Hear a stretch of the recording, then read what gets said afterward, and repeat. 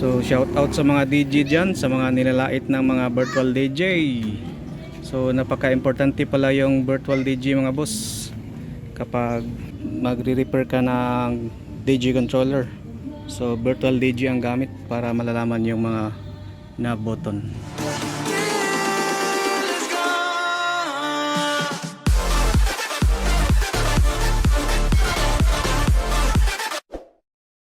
Alright mga boss, welcome back to my YouTube channel, Jim LG TV. So for today's video mga boss, i-repair natin ang Pioneer na DDJ SX.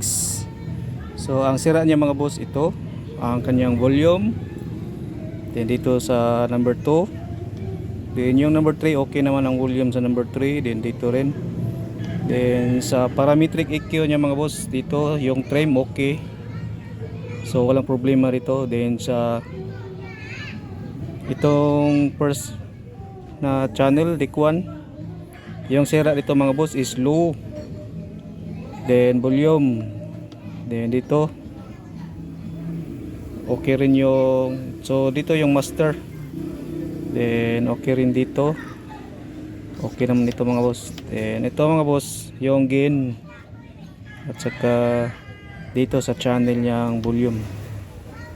So sa channel number 4 mga boss, ang sira niya dito is okay naman yung volume. Then yung mid niya is sira. Then dito rin sira yung kanyang knob dito sa effects. Then dito rin sa slicer. So galing ng hot Q. So pagdating ng ilang minutes, mag-transfer sa slicer. So susubukan ko mga boss i-connect sa virtual DJ. So virtual DJ na 2020 ang gamit ko mga boss. So merong ibang mga DJ mga boss nga nilalait nila ang mga virtual user. So hindi na alam mga boss na pagkapag yung controller nyo andito pala makikita sa virtual DJ yung mga knob kung meron bang mga defects. So i-try natin i-on ang ating controller mga boss, ang Pioneer SX. Ayan.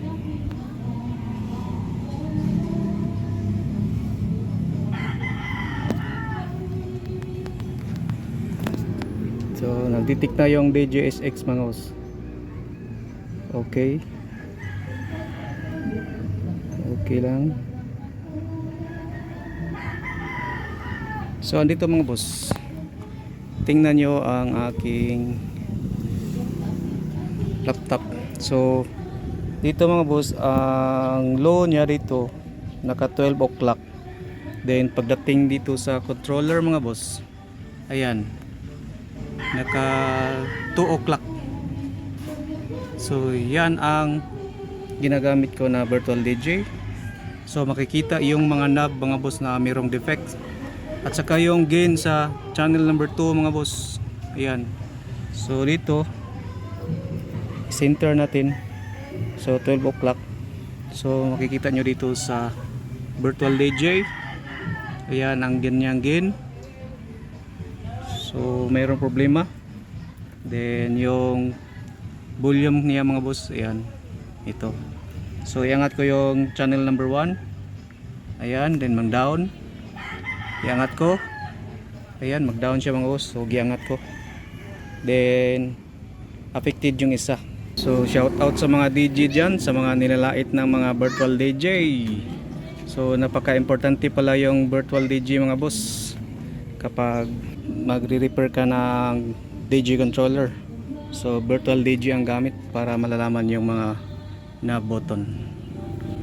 So by the way mga boss, huwag mo naman kalimutan i-subscribe ang aking YouTube channel, Jim LG TV, and click the notification bell para more updated ka sa aking mga bagong videos. So stay tuned lang mga boss. So mga boss, kailangan natin tanggalin ang kanyang mga knob button mga boss. Tanggalin natin. Alright mga boss, kailangan tanggalin yung cover dito sa harap mga boss ng SX. Kasi hindi matatanggal yung circuit niya sa loob. So dito sa loob mga boss, hindi siya matatanggal. Yan, sa may center. Kasi yung knob niya mga boss, naka bolt, naka nut, meron siyang nut mga boss. So solid na solid yung SX mga boss, grabe ka solid. So itong dalawa mga boss ang tatanggalin natin. Kasi yung dito mga boss okay siya. So ito lang yung hindi okay. Tatanggalin natin mga boss, at saka dito sa low dito, at saka sa mid. So ito na mga boss yung sira na volume sa SX. So ang kanyang code mga boss is B20K. Then ito ang pang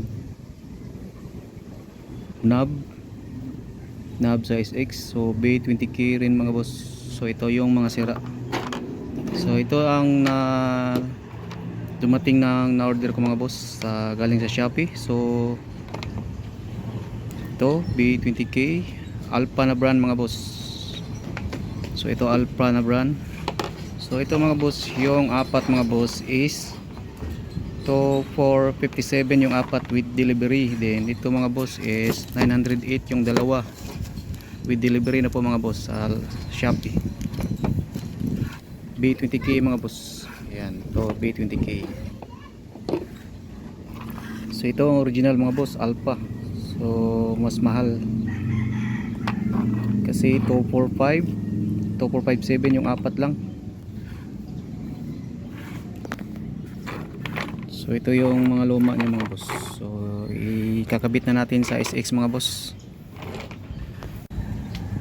So ito na po yung SX mga boss. Ang tinanggalan natin ng dito sa channel 1 yung low. Then dito master, then dito gain. Then dito mga boss is mid. Then dito mga boss is yung volume niya sa channel 1. Then channel 2. Then dito master Q, okay naman siya dito mga boss.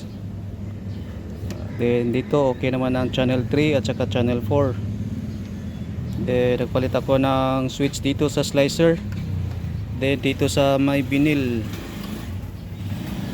So ikakabit na natin ang bago nating nabili mga boss, ito. So ito na mga boss, ikakabit natin yung volume. So ito yung brand mga boss is Alpha. So yan. So hindi siya magkabaliktad mga boss kasi yung pin niya mga boss, ito ang kanyang pin. So ito ang 1, 2. Ito ang kanyang pin mga boss. Then ito pin. So hindi siya magkabaliktad mga boss kasi hindi kasya ang kanyang pin. So ganito ang paglagay sa pin. Yan.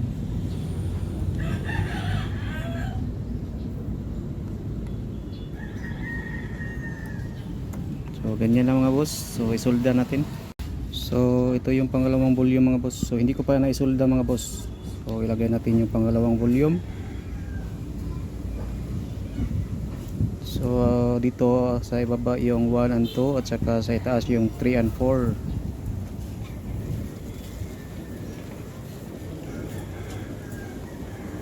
Oops, adjust natin. So yan. So kailangan na siyang isolda mga boss. So mga boss, nailagyan ko na ng soldering iron. So natapos ko na naisolda mga boss yung kanyang volume. So next mga boss, dito tayo sa knob button. Ito yung pang low dito mga boss, ikakabit natin. Then dito yung gain at saka dito yung mid, then master. So ikakabit natin dito mga boss. Yo, what's up mga boss? So ito nang na-repair ko mga boss na DDJ SX. So ang problema nito yung mga boss is yung volume dito, then ito yung low, ito ang napalitan ko mga boss. Then ito yung master, then trim, and then dito sa channel 4 yung mid, and then dito pinalitan ko ng switch. Then dito nagpalit ako ng switch dito sa slicer kasi pag galing sa Q, pagdating ng mga 30 seconds or 40 maglipat sa slicer. So i-testing natin ang ating bago na i-repair mga boss. So meron lang ako nakalimutan mga boss, ito ang filter at saka yung high dito mga boss. So makikita dito, so for example high, tingnan nyo sa laptop mga boss yung high. So naka 12 o'clock ang inilagay ko. Then dito sa laptop is ayan, merong konti siyang ayan, parang para siyang papuntang 1 o'clock mga boss. Ayan, ayan, naka-center yan. So ito lang ang kulang mga boss, ito ang high at saka yung filter. So sa filter sa channel 3, tingnan nyo ang filter sa channel 3 mga boss. So filter ng channel 3 is nasa 12 o'clock. Then dito sa ating laptop, ayan, magkapareho sila sa high. Ayan. So mga boss, nag-order ako ulit ng dalawang knob volume na B20K ang kanyang code. Ito sa filter at saka sa high. So dalawa na lang mga boss ang konting sira. So yung pinalitan ko na volume mga boss, tingnan natin dito, okay na siya mga boss. Ayan, okay na. Then sa channel 2 okay na rin. Okay na rin sa channel 2. Then yung gain, ito ang napalitan ko na yung gain sa channel 2. Then yung low sa channel 1, okay na rin yung low. Then yung mid sa channel 4, ito mid, okay na rin.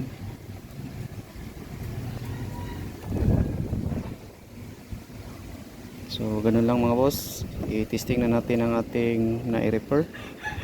So ito ang setup ko dito mga boss. Ang gamit ko is Virtual DJ. Then ang aking speaker 715 JBL Aeon. So direct lang mga boss, galing sa SX. Then connect tayo sa JBL left and right.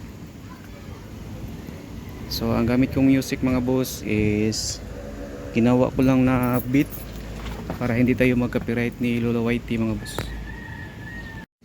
Alright mga boss, mag-testing na tayo sa SX. So ang gamit kong music mga boss is ginawa ko lang. So play tayo mga boss.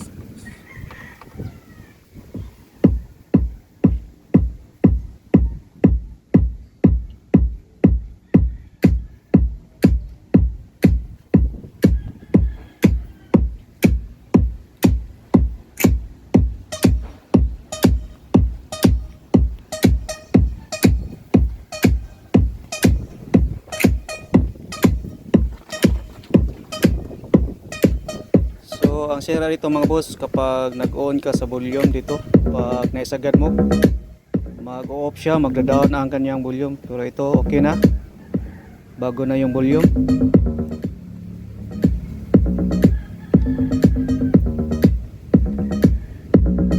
Then yung problema dito mga boss is yung sabi ng may-ari dito is yung filter, ganun lang para tumunog. So hindi naman yung filter na yung sira mga boss, yung sira is yung volume.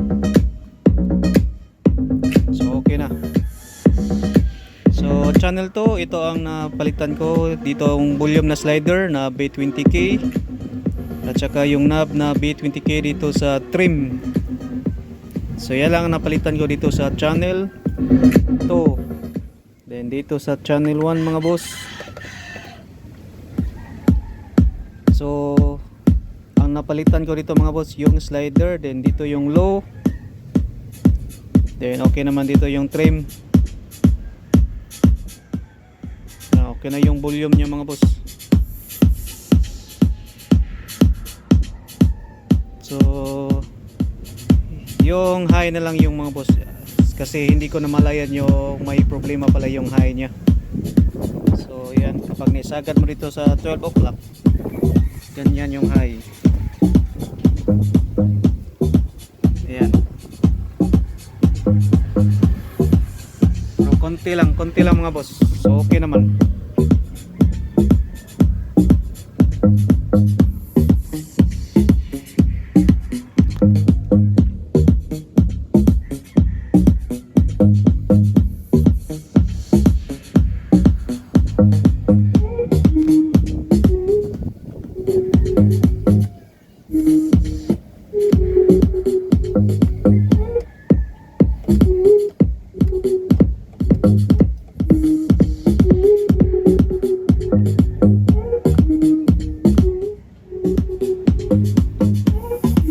Then mga boss, mag-testing tayo sa Serato. I-testing natin yung Serato kasi yung ginagamit ko mga boss is virtual DJ. So i-testing natin sa Serato mga boss. So ito na mga boss, nag-Serato na po tayo mga boss. So ayan, tingnan yung Serato, hindi makikita yung mga knobs. So play natin mga boss. So listen music tayo mga boss, yung beat lang mga boss. Channel 2 nag-play.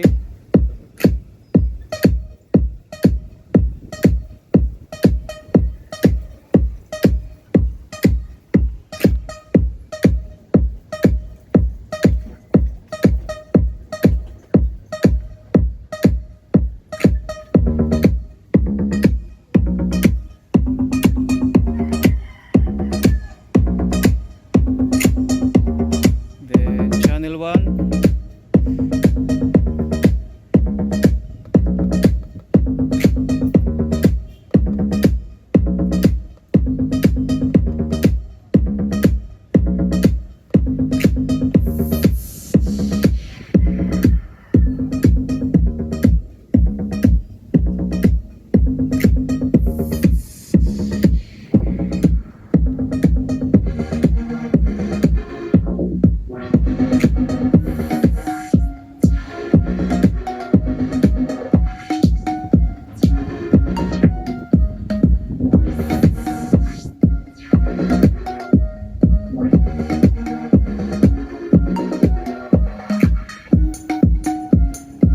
Channel 1 yung nag-play mga boss.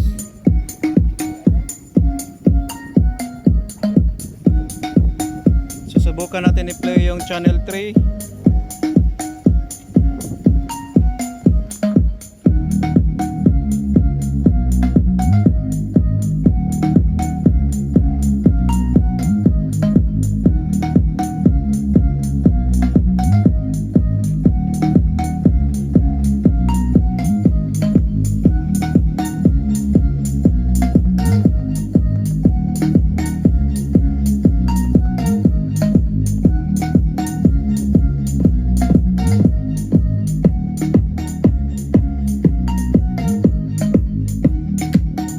Naka-play na yung 3.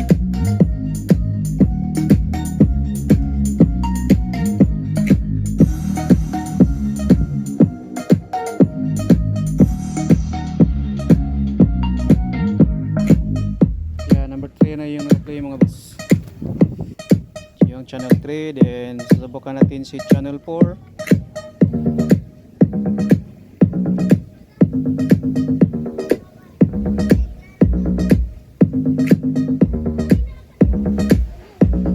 The same music lang natin mga boss.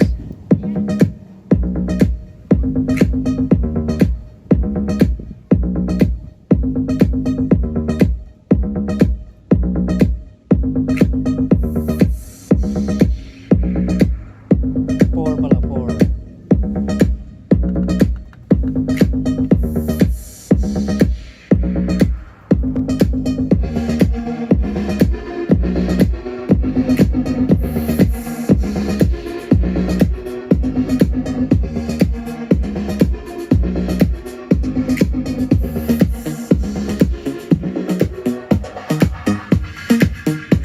Ayan, nag-play na po yung number 4 mga boss.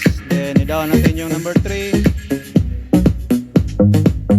So ito na lang ang problema mga boss. Ang nai-repair ko, ito na lang ko lang yung filter. Then yung high. So susubukan natin yung filter mga boss sa number 3. Down natin.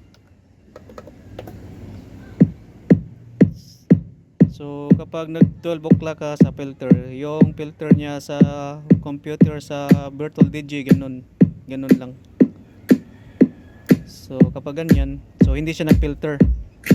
Nag 12 o'clock siya pag ganyan sa virtual DJ. So yan ang problema mga boss. So nag-order naman ako ng dalawang knobs. Then sa channel 2 tayo.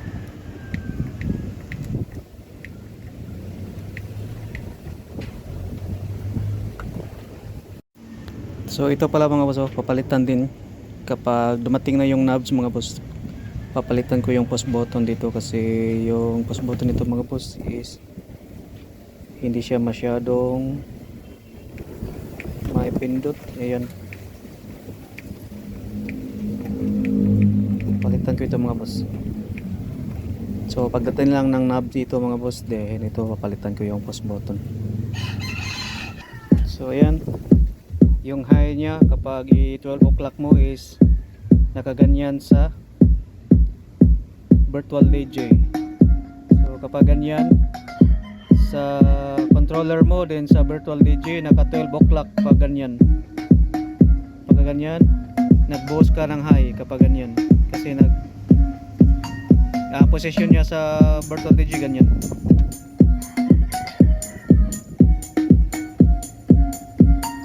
So okay naman yung mga volume.